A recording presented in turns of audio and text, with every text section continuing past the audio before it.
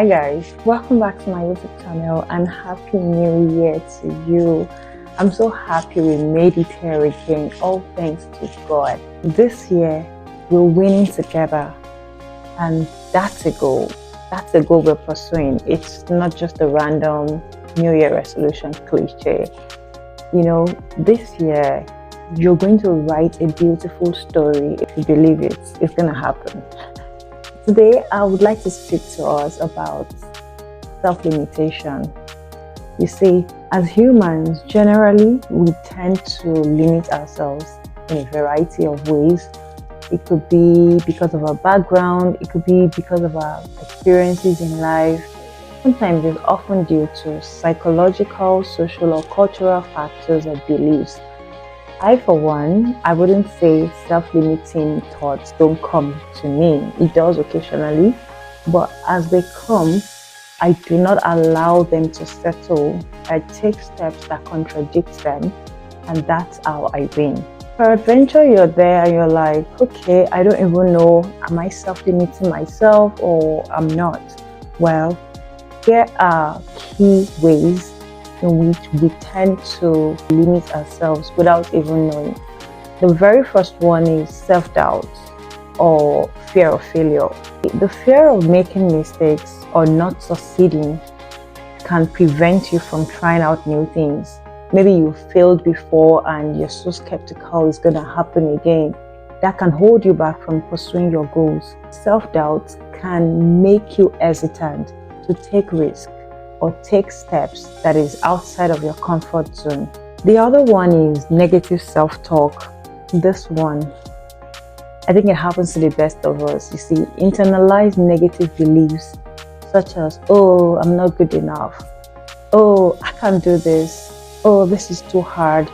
Or perhaps maybe in times past, a friend or a family member has said something negative about you or to you, and consciously or unconsciously, you have owned it. You see, doing this can create a barrier to your personal growth and your achievement, thereby limiting your potential and suppressing your motivation. Another one is conformity or social pressure. Our peer groups sometimes they tend to impose certain expectations or norms that we naturally may feel compelled to follow if we haven't found out or figured out who we really are. Even if it goes against your true values or your desires or your abilities, you see, that peer pressure, the social pressure can tame your individuality and your self-development or your personal development. Another one is lack of self-awareness. It goes without saying. Self-awareness is a key life skill that I think we must develop this year. That's if you don't have it already. Without an understanding of our strengths, our weaknesses, our values and passions, honestly, it can be really difficult to make informed choices or decisions or take proactive steps towards our growth. So self-limiting beliefs often stem from not knowing what we are truly capable of. The fifth one is comfort zone. We tend to stick to familiar routines, familiar environments, because it makes us feel safe. It's quite understandable. However, staying in your comfort zone will limit your personal development and will prevent you from experiencing new opportunities or learning new skills. You're so afraid to put yourself out there. You're so afraid to take the next step because you can't see the entire road. Let me liken this to being in a train. You see, you don't see the end. You don't see the end of that pathway, but you just have to follow based on the lights you can see. The sixth one is external circumstances. Financial constraints, societal barriers, or physical limitations or life unplanned events even can sometimes seem to constrain our potential. While these factors can pose real challenges, they can also be internalized as reasons for not trying or achieving more. You see someone, you're like, oh, why are you not furthering your education? We don't have money. oh, in our family, we only do secondary school, we don't go to universities. That's self-limiting. The seventh one is procrastination. People often limit themselves by procrastinating or avoiding important tasks due to fear of what if I fail, or lack of motivation, or a desire for comfort. Not everyone likes discomfort. I don't like discomfort myself, but I'm very goal oriented, and so sometimes it doesn't really matter. I just try to put my mind at it and say, okay, this discomfort is going to be for how long?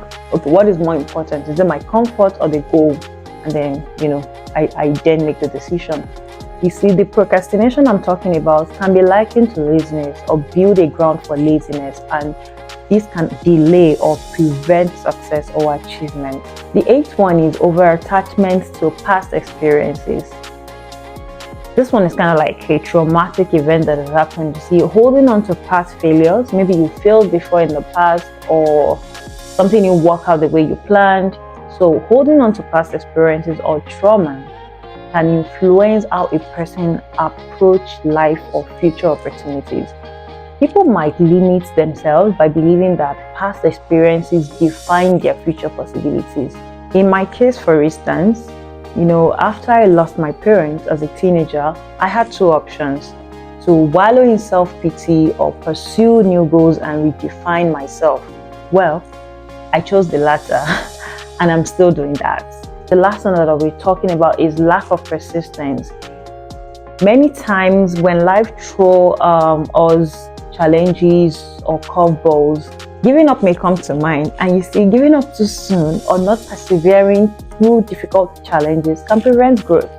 Persistence, even in the face of adversity, is often necessary to achieve long-term goals. Life is full of challenges, hence you need a resilient spirit to make headway.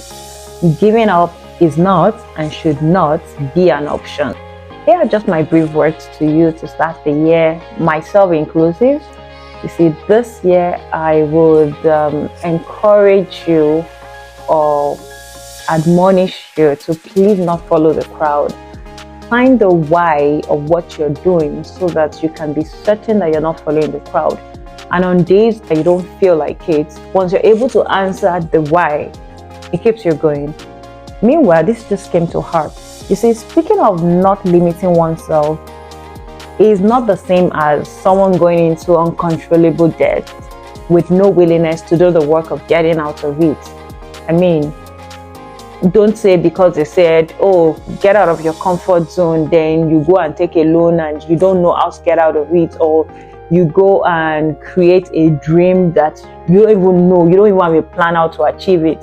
I mean, I know you're a believer, I know you are a child of God, and I know you pray. I do too. But sometimes you need to be able to do the work. So if you do it because everyone is, you will regret it too soon. So be very careful how you define this self-limitation that we're talking about. And make conscious efforts to start breaking free from those self-imposed limitations by developing self-awareness, fostering a growth mindset, confronting your fears, and being willing to step out of your comfort zone. If you have any extra points on how we unconsciously limit ourselves or what additional things we can do to fix this, please feel free to have that in the comment section. I wish you a very beautiful and prosperous new year. May all your dreams this year come true. Thank you for having me again today. Bye.